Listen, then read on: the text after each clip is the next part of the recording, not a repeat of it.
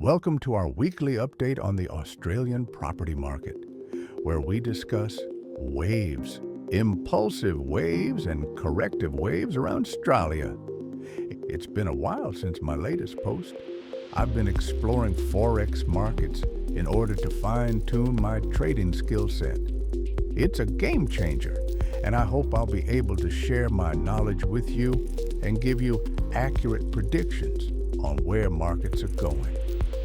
Since I follow the Aussie dollar, I'll be able to warn you about the incoming icebergs that the ASX is facing, since they are loosely correlated, just like inflation and interest rate cuts. I'm thinking of expanding the channel to cover other markets like US 10-year bond, Australian dollar, S&P, European and Australian stock markets, Bitcoin and gold. So hopefully I'll be able to give you a daily market update and indicate potential moves, market tops and bottoms. So buckle up, because we are up for a wild ride. First, let me give you an update on the Australian property market. In my last video from March 26, 2024, I predicted a flood of liquidity into the Australian market due to currency debasement and a significant easing of credit conditions. The key factors driving this are the expected lowering of interest rates and relaxed credit requirements. Globally, countries like Canada, now at 3%, the US, now at 4.5%, the UK, now at 4.5%, and New Zealand, now at 4.25%, have already dropped rates. Australia, however, remained the last to hold its rate steady at 4.35% for over a year. This has created a pressure cooker situation for mortgage holders here, similar to what we've seen in Canada and New Zealand, where households are struggling under the weight of mortgage repayments. Household budgets are running on fumes, depressed by the previous cycle of low interest rates and the government's COVID directives that caused an enormous inflation of 7.8%. My guess is they're going to drop rates again and again until the inflation gets out of hand, causing huge pressure on house budgets. On top of that, I'm expecting a crash in the stock market in the next 2 months, which will definitely cool down the sentiment. That's in the long run. First, let's start our update with the local property market. Today, we are going to focus on underperformers. Camberwell, Victoria. Since the RBA kept rates on hold, we didn't see any improvement in the price action, especially in Victoria, which was continuously undermined by its government. The growth is non-existent. The chart of Camberwell goes sideways, meaning there is no appetite for higher prices despite credit availability and influx of migrants. That should change all across the state as the rest of the country tops within the next 12 months. Some investors may want to move their capital into impoverished and oversold Victoria, to their own peril, I must add. There is going to be a single spike up to record highs that will dwindle within months from the peak, leaving everyone underwater. The sentiment may turn negative as quickly as it got positive in the first place.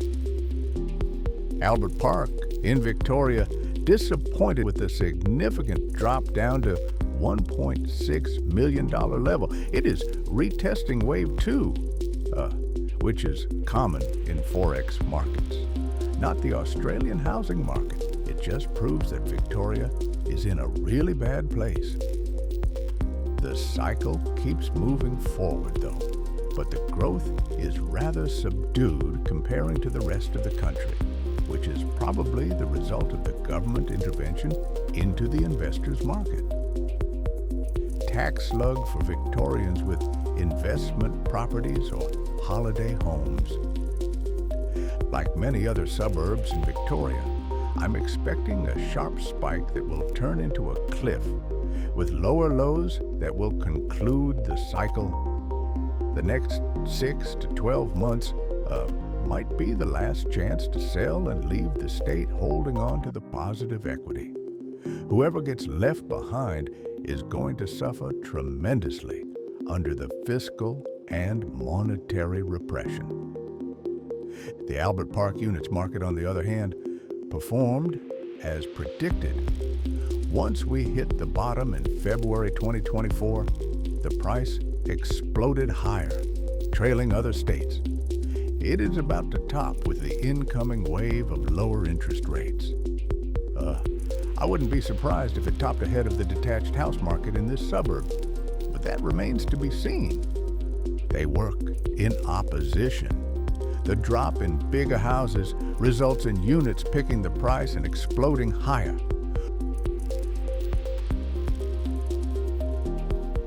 Hobart in Tasmania has gone sideways against my predictions. It seems that just like Victoria, it is running on fumes, and investors lost interest in this relatively poor state, seeking returns elsewhere.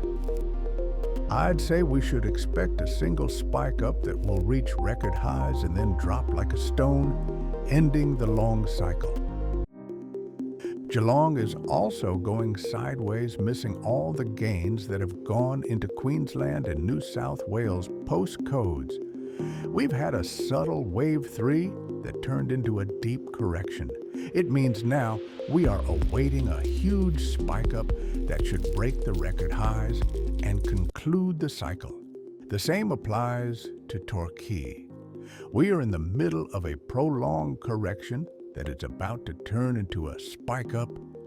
Given the sentiment in Victoria, I believe that the incoming growth won't last long, and within months, it's going to turn into panic selling. Why Victoria is grinding to a halt, you may ask?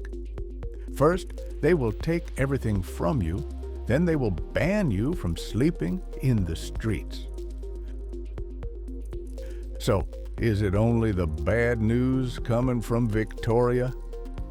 As predicted, Wesburn is doing okay grinding higher despite all the negativity in Victoria. There is still more people moving into the state who are not willing to spend a fortune on the house. This suburb seems to be more attractive than the rest of the state, which shows in my charts. Next week, we are going to cover the biggest winners in the country. As expected, they are not in Victoria nor Tasmania. Soon after, we're going to New Zealand and the USA. It's going to be truly epic. But that's a subject for another housing market update. Meanwhile, stay calm, stay rational, and count waves.